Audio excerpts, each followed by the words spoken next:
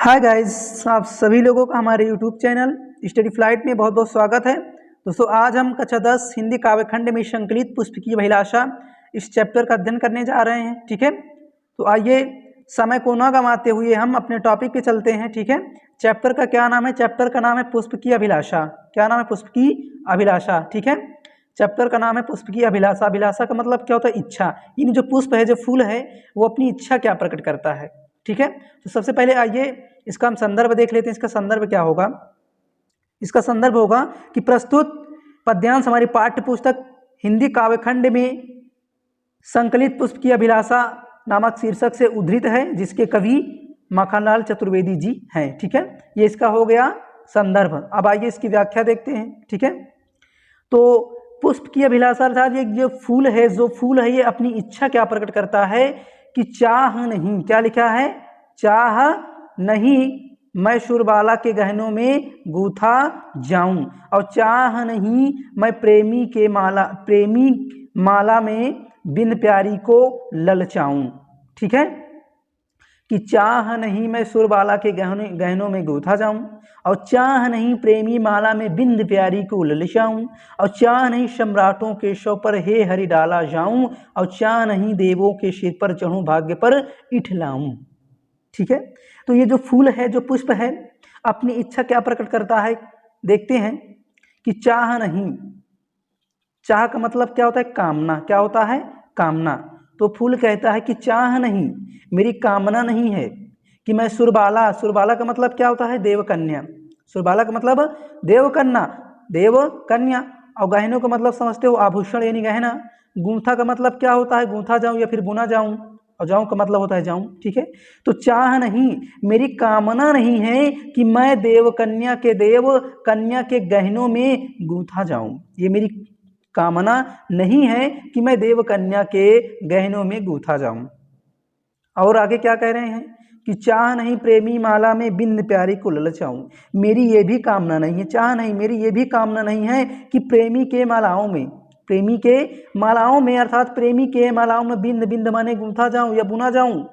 अर्थात मेरी ये भी कामना नहीं है कि मैं प्रेमी के मालाओं में गूंथा जाऊं, बुना जाऊं, और प्यारी को ललचाऊं, और जो प्यारी जो सुंदरी है ना, उसको ललचाऊं, उसको आकर्षित करूं। मेरी ये भी कामना नहीं है कि मैं प्रेमियों की माला में गूंथा जाऊं और प्यारी अर्थात सुंदरियों को अर्थात प्यारी को क्या करूं? आकर्षित करूं। मेरी ये कामना नहीं है। और चाह नहीं सम्राटों के शव पर हे हरि डाला जाऊं। हे हरि, हरि मतलब भगवान, कि हे भगवान मेरी ये भी कामना नहीं है। चाह नहीं, हे भगवान मेरी ये भी कामना नहीं है कि सम्राटों का मतलब था राजाओं, कि राजाओं के पार्थिव शरीर अर्थात मृत्यु शरीर पर डाला जाऊं। अर्थात हे भगवान मेरी ये भी कामना नहीं है कि मैं सम्राटों के निर्जीव शरीर पर डाला जाऊं, और चाह नहीं देवों के सिर पर चढ़ूं भाग्य पर इठलाऊं। और मेरी ये भी कामना नहीं है, चाह नहीं, मेरी ये भी कामना नहीं है कि देवों का मतलब होता है देवता, है ना, कि देवों के अर्थात देवता के सिर पर चढ़ जाऊं और भाग्य पर इठलाऊं, और अपने भाग्य पर क्या करूं? इठलाऊं का मतलब क्या होता है? घमंड यानी अभिमान करना। और मेरी ये भी कामना नहीं है कि यदि मैं मेरी ये भी कामना नहीं है कि देवों के सिर पर चढ़ जाऊं और अपने भाग्य को इठलाऊं। मेरी ये भी कामना नहीं है। आइए एक बार फिर से इसका रिवीजन कर लेते हैं कि चाह नहीं सुरबाला के गहनों में गूंथा जाऊं। तो पुष्प की जो अभिलाषा अर्थात पुष्प की इच्छा अर्थात जो फूल है, वो अपनी इच्छा क्या प्रकट करता है कि मेरी कामना नहीं है कि मैं देव कन्या के गहनों में गूंथा जाऊं, और मेरी ये भी कामना नहीं है कि मैं प्रेमी मालाओं में बुना जाऊं और उनके प्यारी को आकर्षित करूं, उनकी सुंदरियों को आकर्षित करूं। और चाह नहीं अर्थात मेरी ये भी कामना नहीं है, हे हरि, हे भगवान मेरी ये भी कामना नहीं है कि मैं राजाओं के पार्थिव शरीर अर्थात मृत्यु यानी निर्जीव शरीर पर डाला जाऊं। मेरी ये भी कामना नहीं है। और चाह नहीं देवों के सिर पर चढ़ूं भाग्य पर इठलाऊं। मेरी ये भी कामना नहीं है कि मैं देवों के सिर पर चढ़ूं और अपने भाग्य पर क्या करूं? अभिमान करूं, घमंड करूं। मेरी ये भी अभिलाषा नहीं है। अब आइए आगे देखते हैं, आगे क्या है? आगे है कि मुझे तोड़ लेना मुझे तोड़ लेना बनवाली उस पथ में देना तुम फेंक, और मातृभूमि पर शीश चढ़ावे जिस पथ जावे वीर अनेक। पुष्प क्या कह रहा है कि मुझे तोड़ लेना वनमाली। वनमाली मतलब उपवन यानी बगीचे का जो माली होता है, उपवन का माली अर्थात बगीचे का मालिक, बगीचे का माली, कि हे बगीचे के मालिक, हे बगीचे के माली, मुझे तुम तोड़ लेना, मुझे तुम तोड़ लेना और उस पथ में तुम देना फेंक, तुम मुझे उस रास्ते में फेंक देना, तुम मुझे उस रास्ते में फेंक देना जिस पथ जामे वीर अनेक, जिस रास्ते पर मातृभूमि के लिए शीश चढ़ाने के लिए अनेक वीर जाते हैं। अर्थात फिर से समझ लेते हैं कि मुझे तोड़ लेना वनमाली, उस पथ में देना तुम फेंक, और मातृभूमि पर शीश चढ़ाने जिस पथ जामे वीर अनेक। अर्थात हे बगीचे के मालिक, मुझे तुम तोड़ लेना और तुम मुझे उस पथ में, उस रास्ते में फेंक देना जिस रास्ते में मातृभूमि के लिए शीश चढ़ाने के लिए अनेकों वीर जाते हैं, अनेकों वीर जाते हैं। ठीक है, हाँ, तो जो फूल जो है वो अपनी इच्छा ये प्रकट करता है कि हे बगीचे के मालिक, मुझे तुम तोड़ लेना और मुझे तुम उस रास्ते में फेंक देना कि जिस रास्ते पर मातृभूमि के लिए अनेक वीर शीश चढ़ाने के लिए जाते हैं। ठीक है, अब आइए आगे देखते हैं, आगे देख लेते हैं। आगे क्या है? जवानी। क्या है? जवानी। ठीक है, जवानी देख लेते हैं। ये भी क्या है? माखनलाल चतुर्वेदी द्वारा रचित है। ठीक है, जवानी।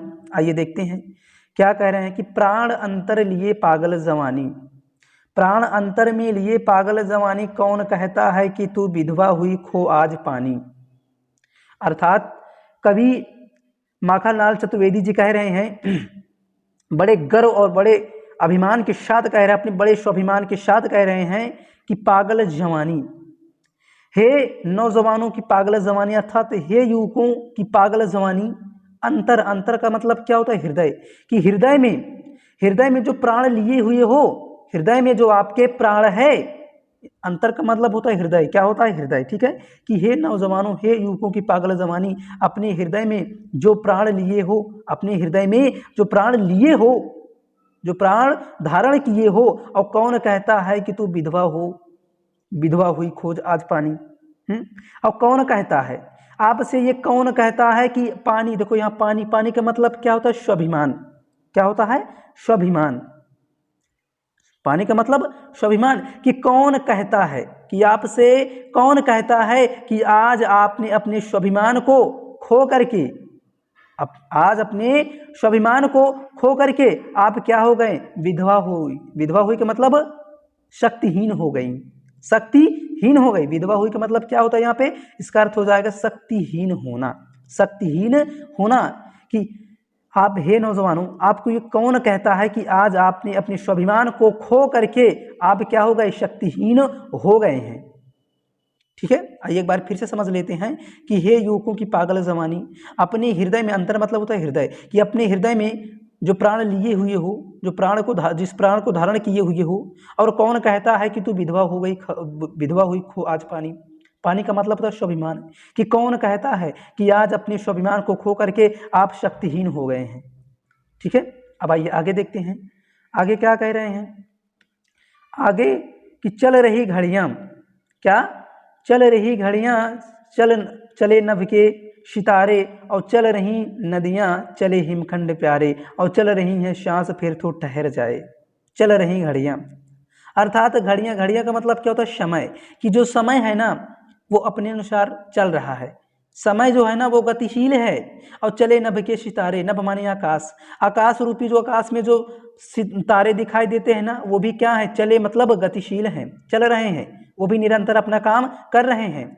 और चल रही नदियां, और जो नदियां हैं ना वो भी गतिशील हैं, नदियों की जो धाराएं हैं ना वो भी क्या हैं? गतिशील हैं, वो भी अपना काम निरंतर कर रही हैं। ठीक है, तो चल रही नदियां क्या है? अपने काम को गतिशील बनाए हुए कर रही हैं। और चले हिमखंड प्यारे, हिम माने होते हैं बर्फ, खंड का मतलब होता है टुकड़ा, अर्थात ये जो बर्फ के जो टुकड़े हैं ना वो भी क्या कर रहे हैं? अपने कामों को कर रहे हैं, अर्थात वो भी गतिशील है, वो भी क्या कर रहे हैं? अपने कामों को, अपने कार्यों को करने में निरंतर लगे हुए हैं, है कि नहीं है? हिमालय पर्वत जो है हिमालय पर्वत का एक एक कण, हिमालय पर्वत जो है, हिमालय पर्वत का एक एक कण जो होता है एक सिर के समान होता है, एक सिर के समान होता है, अर्थात एक एक कण क्या है, एक सिर के समान, अर्थात एक बलिदान के समान है। ठीक है, तो हिमखंड जो पर्वतों के जो टुकड़े हैं ना, सॉरी जो बर्फों के जो टुकड़े हैं ना, वो भी अपना काम निरंतर कर रहे हैं, वो भी क्या हैं, गतिशील हैं और चल रही सांस, अर्थात मनुष्यों की जो सांसें हैं ना वो क्या हो रही, चल रही हैं, वो भी क्या हैं, गतिशील हैं, वो भी गतिशील हैं। अब आइए आगे देखते हैं, आगे क्या है कि फिर तू ठहर जाए 2 सदी पीछे की तेरी लहर जाए। यदि फिर तू ठहर जाए, यदि तू ठहर गया, यदि तू रुक गया, तो तेरी जो विकास रूपी जो लहरें हैं ना, लहर का मतलब विकास रूपी लहरें, यदि तू ठहर गया, तू रुक गया, तो तेरी ये जो विकास रूपी लहरें हैं ना, वो 2 सदी 200 साल पीछे हो जाएंगी, 200 साल पीछे हो जाएंगी, 2 सदी मतलब 200 साल पीछे हो जाएंगी। यदि तू ठहर गया ना, तो विकास रूपी जो तेरी लहरें हैं ना, तेरी लहरें, विकास रूपी जो तेरी लहरें हैं ना, 200 सदी पीछे की, 200 सदी क्या हो जाएंगी, पीछे हो जाएंगी, क्या हो जाएंगी, पीछे हो जाएंगी। अब आइए आगे देखते हैं, आगे क्या कह रहे हैं, पहले पहले ले नरमुंड माला और उठ समुंड सुमेर कर ले, और भूमि सा तू पहन बाना आज धानी, प्राण तेरे साथ है उठरी राजवानी। पहन ले नरमुंड माला, अर्थात क्या कह रहे हैं, कवि जो हैं नौजवानों को कह रहे हैं कि पहन ले नरमुंड माला। स्वमुंड माने होता है अपने सिर पर, अपने सिर पर, नर, नर माने होता है मनुष्य, नर माने आदमी, नर माने मनुष्य, नर माने आदमी, कि हे मनुष्य, हे जमानो, अपने सिर पर मुंड की माला पहन लो, मुंड की माला धारण कर लो। क्या कह रहे हैं कवि जी कि पहन ले नरमुंड माला, उठ समुंड सुमेर कर ले, अर्थात हे नौजवानों उठ जाओ, और स्वमुंड अपने सिर पर, स्व माने अपने, मुंड माने तो सिर, अर्थात अपने सिर पर मुंडों की माला, मुंडों की माला पहन ले मतलब धारण कर ले। ठीक है, हे नौजवानों उड़ जाओ, अपने सिर पर मुंडों की माला धारण करके सुमेर कर ले। सुमेर माने क्या होता है, आगे कर ले, सुमेर माने तो आगे कर ले, बलिदान के लिए आगे कर ले। हे नौजवानों उड़ जाओ और अपने सिरों पर मुंड की मालाओं को धारण करके बलिदान के लिए आगे कर लो। सुमेरु माने होता है क्या, आगे करना, ठीक है ना, आगे, सुमेरु माने आगे, ठीक है, बलिदान के लिए आगे कर लो। और भूमि सा तू पहन बाना आज धानी, प्राण तेरे साथ है उठरी जवानी। भूमि सा का मतलब क्या था, भूमि के समान, तू पहन बाना, बाना माने होता है वस्त्र, बाना माने वस्त्र, आज माने आज, धानी, धानी माने होता है हरियाली, धानी माने हरियाली, प्राण तेरे साथ है उठरी जवानी। हे नौजवानों उड़ जाओ, हे नौजवानों उड़ जाओ, और भूमि सा अर्थात भूमि सा, भूमि के समान, भूमि के समान, अर्थात हे जवानों उड़ जाओ, और भूमि के समान धान अर्थात हरियाली, हरियाली, बाना मतलब होता है वस्त्र, अर्थात हे जवानों उड़ जाओ, भूमि सा अर्थात भूमि के समान हरियाली, हरियाली मतलब हरियाली वस्त्र को पहन करके, हरियाली वस्त्र को धारण कर ले, अर्थात कवि जी कह रहे हैं, माखनलाल चतुर्वेदी जी कह रहे हैं कि हे नौजवानों उड़ जाओ और भूमि सा, भूमि के समान, धानी माने हरियाली, बाना माने वस्त्र को पहन मतलब धारण कर लो, अर्थात उठ करके भूमि के समान हरियाली वस्त्र को धारण कर लो, प्राण तेरे साथ है, क्योंकि आज जो प्राण है ना वो तेरे साथ है। एक बार फिर से देख लेते हैं कि पहन ले नरमुंड माला, उठ समुंड सुमेर कर ले। हे नौजवानों उड़ जाओ और स्वमुंड अर्थात अपने सिरों पर मुंड माला अर्थात मुंड अर्थात सिरों की माला पहन ले, अर्थात धारण कर ले, और सुमेरु कर ले अर्थात धारण करके सुमेरु कर ले, अर्थात बलिदान के लिए आगे कर ले। और भूमि सा तू पहन बाना आज धानी, अर्थात उठरी, प्राण तेरे साथ है उठरी जवानी, अर्थात हे नौजवानों उड़ जाओ, भूमि सा, भूमि के समान, धानी माने हरियाली, बाना माने वस्त्र, पहने मतलब धारण कर लो, अर्थात हे जवानों उठ करके भूमि के समान हरियाले वस्त्र को धारण कर लो और प्राण तेरे साथ है, क्योंकि जो प्राण है ना वो तेरे साथ है। अब आइए आगे देखते हैं, आगे क्या है। द्वार बलि खोल चल भूडोल कर दें और एक हिमगिरी एक सिर का मोल कर दें। द्वार बलि का खोल चल भूडोल कर दें, एक हिमगिरी एक सिर का मोल कर दे और मसल कर अपने इरादों से उठाकर। अर्थात द्वार बलि का खोल, हे नौजवानों अपने बलि मतलब तो बलिदान का द्वार माने दरवाजा खोल मतलब खोल दे। अपने बलिदान का जो दरवाजा है ना उसको खोल दे और चल भूडोल कर दे।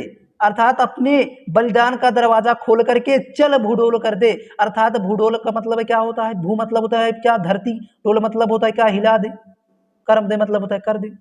अर्थात अपने बलिदान का दरवाजा खोल करके इस पूरे पृथ्वी को कंपित कर दे। आप में इतनी शक्ति है कि आप पूरे पृथ्वी को क्या कर सकते हैं, भूडोल कर सकते, अर्थात उसको हिला सकते, कंपित कर सकते हैं, भूकंप ला सकते हैं, आंधी तूफान ला सकते हैं।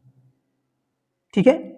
और एक हिमगिरी एक सिर, अर्थात हे नौजवानों आपने तो एक हिमगिरी एक पर्वत के लिए, एक हिमालय पर्वत के लिए एक सिर का मोल कर दे, अर्थात एक सिर का बलिदान कर दे, एक सिर का बलिदान कर दे और द्वार बलि का खोल दे। हे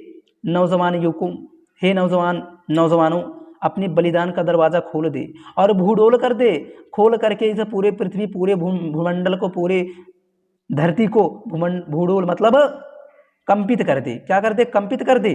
और एक हिमगिरी एक सिर का मोल कर दे, एक हिमालय पर्वत, हिमगिरी का मतलब क्या, हिमालय पर्वत, अर्थात एक पर्वत के लिए एक सिर का मोल कर दे, अर्थात एक सिर का बलिदान कर दे। मूल मन में बलिदान करना। और मसल कर अपने, क्या लिखा है, मसल कर अपनी इरादों से उठाकर। ठीक है, मसल कर, क्या लिखा है, मसल कर, ठीक है ना, मसल कर अपने इरादों से उठाकर और दो हथेली की पृथ्वी गोल कर दे। मसल करके अपने इरादों का मतलब क्या, तो स्वाभिमान। अर्थात हे जवानों अपने स्वाभिमान को उठा करके, अर्थात अपने स्वाभिमान को, अपने इरादों को स्वाभिमान के समान उठा करके, दो हथेली हैं आपके पास, दो हथेली है ना आपके पास, जो दो हथेली है ना, उस दोनों हथेली से मसल करके पृथ्वी को क्या कर दे, गोल कर दे, पृथ्वी को गोल कर दे।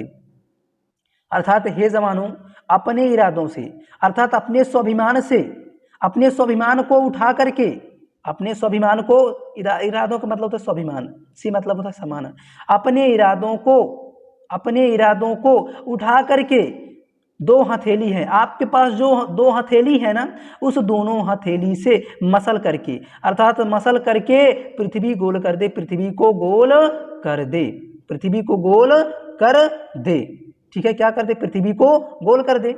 एक बार फिर से देख लेते हैं क्या है कि मसल कर अपने इरादों, क्या लिखा है, मसल कर अपने इरादों, अर्थात हे नौजवानों अपने स्वाभिमान के समान, अर्थात अपने स्वाभिमान को ऊंचा उठा करके, और आपके पास जो दो हथेली है ना, उन दोनों हथेली से मसल करके, क्या करके, मसल करके पृथ्वी को क्या कर दे, पृथ्वी को गोल कर दे, पृथ्वी को गोल कर दे।